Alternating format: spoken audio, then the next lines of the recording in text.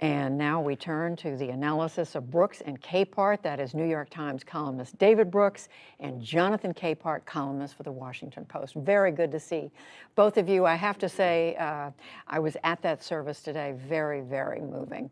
And Jonathan, I know you were there too. And David, I want to talk about Bob Dole because I was struck today at how much it was stressed that he worked across party lines. He started out as a partisan earlier in his career, chairman of the Republican Party, but then he went on to work on food stamps, the ADA. He worked on Martin Luther King's holiday.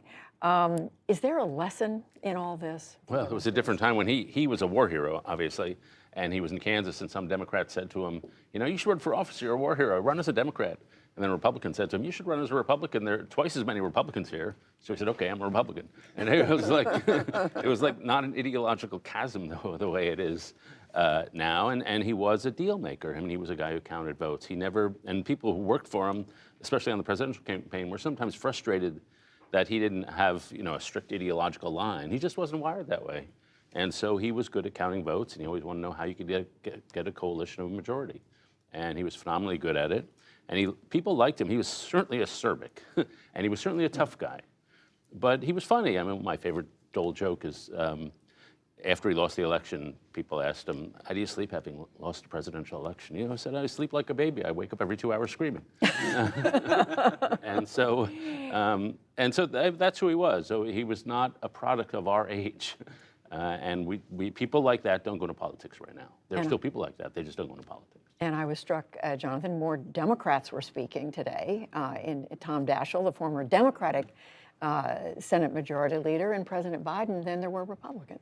Right. You know, sitting there, I was thinking, one, it was an honor to be there. It was. And I was sitting there thinking, you know, I'm sure people will be talking about this as a Washington funeral because of the pageantry and the solemnity. But the more I thought about it and listening to the speeches of the president and Senator Daschle and Senator Pat Roberts as well, that this was a national funeral. This was a funeral that was saying goodbye to, as the president said, a statesman, a patriot. Patriot was the word used many times, a national hero, someone who reached across the aisle to make deals, who put country first. I think one of the earlier ministers remarked how folks had gathered there 5 weeks earlier to say goodbye to Colin Powell. And the president delivered a similar speech then, I recalled watching on television. In this time that we're in right now, where the ideological divides are so wide that the rancor on Capitol Hill is so intense, that to be in a place where we're sort of reminded of what used to be, but also what's still possible if folks could just get out of their way. And I could just tell my Bob Dole story. I was an intern on the Today Show. It was July 1986, big celebration over I think it was the unveiling of the refurbished Statue of Liberty. My job was to escort the guests from the ground up the steps on the elevated set. Bob Dole and Mrs. Dole came, and I had to escort them, and there were rumors that he was going to run for president. So I leaned into him and I asked him, are you going to run for president? And he leaned down and he said, yeah. Are you going to help me? And I said, yes. It was so exciting. And when you said, you know, he just wasn't wired ideologically, that came racing back to me because that's the person I remembered and met.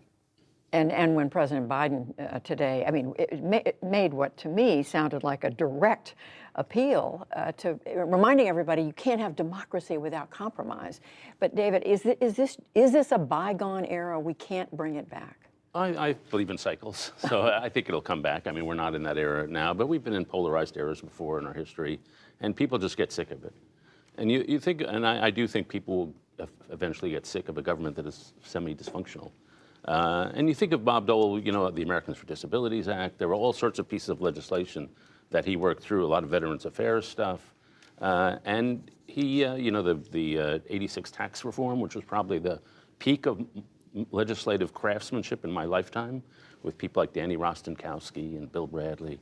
And I just believe in cycles. Since we weren't born yesterday as a country. We've been through worse. It may be a long cycle, though. Yeah, a long cycle. And, a cycle where I'm looking for who are the statesmen in the Republican Party now? Who is the Bob Dole? Who is the Colin Powell? Who is going to be that person who's in the generation of leaders in the Republican Party in national office right now, who we will be sitting years down the road saying the exact same thing? I can't think of anyone. Well, beyond even partisanship, David, we reported earlier on this summit on democracy the president was presiding over this week, talking about democracy under challenge around the world.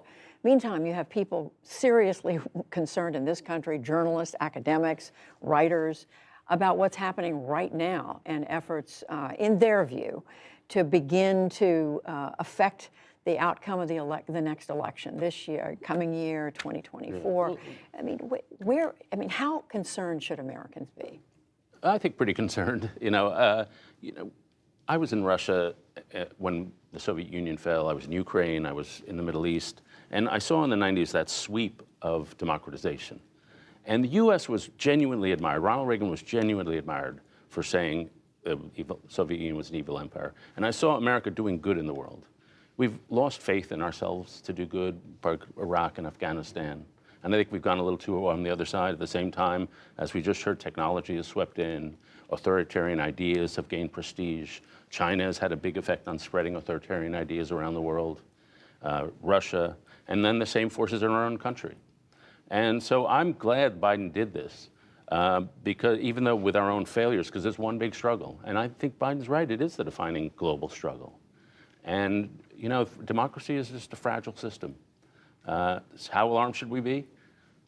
Well, there's a piece in The Atlantic by Barton Gellman. Yeah. And that piece says, what's most alarming is not necessarily the laws that are being passed. Most alarming is that there's a large percentage of Americans, it may be only 12% or 20%, who have detached from reality and believe everything is stolen, and you don't know what those people are going to do in 2024. So that's my main source of alarm. We talked to Gelman last night on the NewsHour, Jonathan. He said, according to the best estimates, 21 million Americans, give or take, are prepared to use violence to keep Donald Trump in power. Right, and as he notes in his piece, and I think I'm going to misremember the country he was talking about, that had fewer people and spun out of control based on 8 million people. I think it was Serbia that he wrote about. But with 21 million people, he's making the point that 21 million people, that's a lot of people who can do a lot of damage in key places around the country if they turn their detachment from reality into an effort to overturn elections, not just by ransacking the Capitol, but going to state capitals around the country.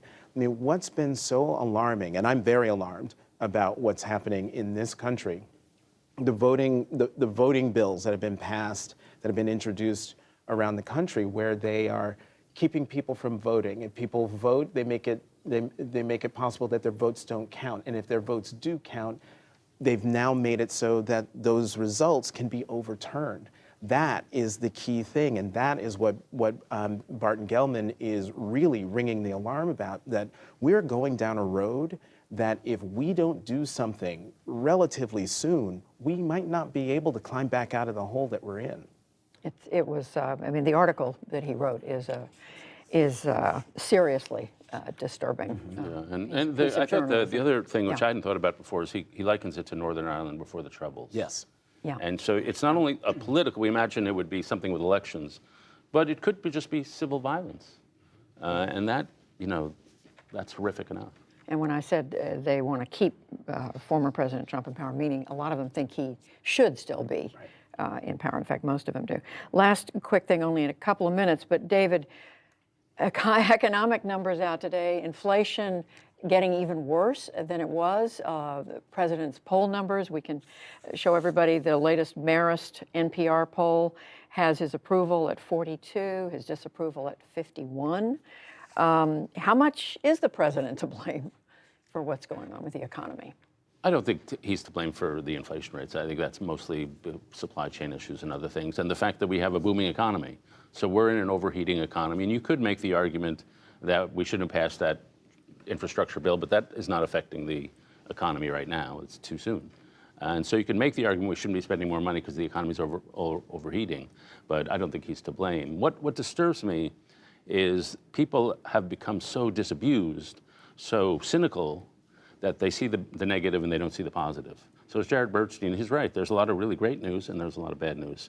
But people have reached a point of disillusionment about our country and our system that they focus on the negative. And it's all gotten mixed in, or has it gotten mixed in with how they perceive, how their daily lives are going? Well, I look at what's happening as a macro and micro issue. So at the macro level, as you were saying, the economy is great. This inflation number came out, but the stock market was up 216 points today. So if you have a 401k, everything's great. Unemployment's down, jobless claims are down, wages are up. That's a macro level. But at the micro level, you go to the gas station, gas prices are high. You go to the supermarket, eggs, milk, meat, coffee, it's all high. So you feel it at a more direct level. Paper towels. Paper towels. Yeah, I have a whole list. I was going to read them all. We've got a list, which means, but I mean, having said that, David, people will continue to look at whoever's in office and say, can't you do something about this? That's just the way it works. But the thing that's really unique about this moment is that if you ask people how are your personal finances, large majorities say good. The country, bad. And large majorities say that. So there's a disjunction between how they feel they are doing and how they think the country is doing, which is negative, and Biden pays the price. All right, we will leave it there. David Brooks, Jonathan Capehart, thank you both. Thanks, Judy.